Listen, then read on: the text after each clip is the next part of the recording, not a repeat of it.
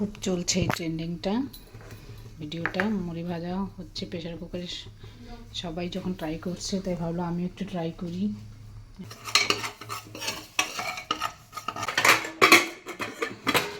বাহ, এই তো কত মুড়ি হয়ে গেছে প্রেসার কুকারে। সুন্দর মুড়ি ভাজা, এখন ঢেলে নিই।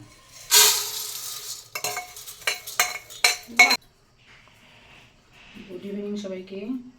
এই যে আমি একটা ট্রেন্ডিং ভিডিও বানাতে চলছি, প্রেসার কুকারে মুড়ি ভাজা। তো খুব দেখছি এটা সবাই করছে ট্রাই, তো আমিও ট্রাই করবো আর কি, দেখি কেমন হয়। যদি হয়ে যায় তো খুব ভালো। তার জন্য আমি চাল নিয়ে নিলাম, অল্প নিয়েছি কারণ খাওয়ার চাল যে চালটা আমরা সবসময় খাই সেটাই। তো এটা একটু লবণ দিয়ে একটু জল দিয়ে আগে ভালো করে মেখে নেব। ভালো করে মেখে নিতে হবে।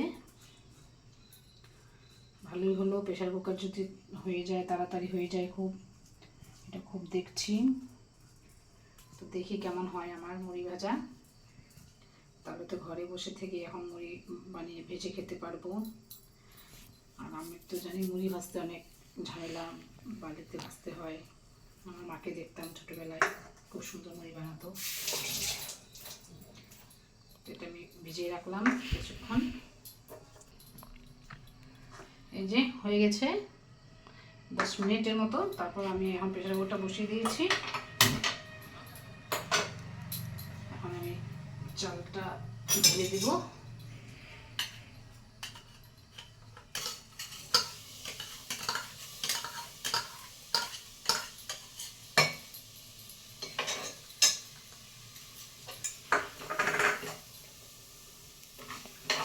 আঁচটা কমিয়ে দিলাম, দেখি কেমন হয় আমার মুড়ি প্রেসার কুকারে।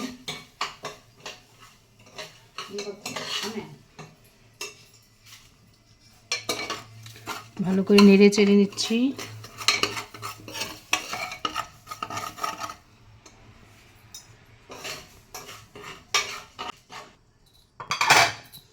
আমার চালটা ঝরঝরা হয়ে গেছে, এখন আমি ঢেকে দিব, ঢাকনাটা দিয়ে দিব। 2টো সিটি পড়লে তারপরে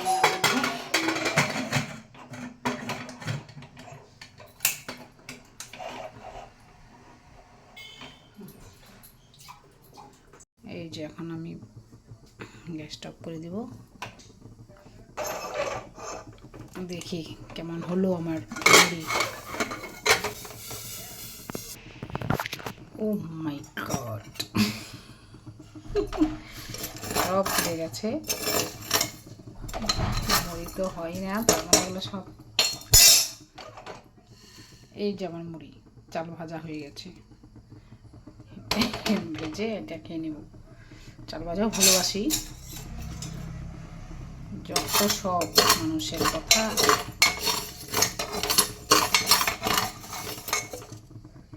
যেমন ঠিক আছে, একটু চেষ্টা করো না। এই যে বন্ধুরা, আমার প্রেসার কুকারের মুড়ি ভাজা নিয়ে বসে গেছি, আর এদিকে চা হয়ে গেছে। এই যে চা দিয়ে মুড়ি দিয়ে খাবো। আর এই যেটা হলো আসল মুড়ি ভাজা প্রেসার কুকারে। এটা ভেজেছি, এটা চাল ভাজা হয়ে গেছে, মুড়ি হয়নি। আর এটা মুড়ি আমার আগেরই ঘরে ছিল, সেটা নিয়ে দেখিয়েছি। আর এই যে চাল ভাজা, এটা খাওয়া যাবে। আমি বেশি পুড়তে দেইনি কারণ জানতাম এটা হবে না।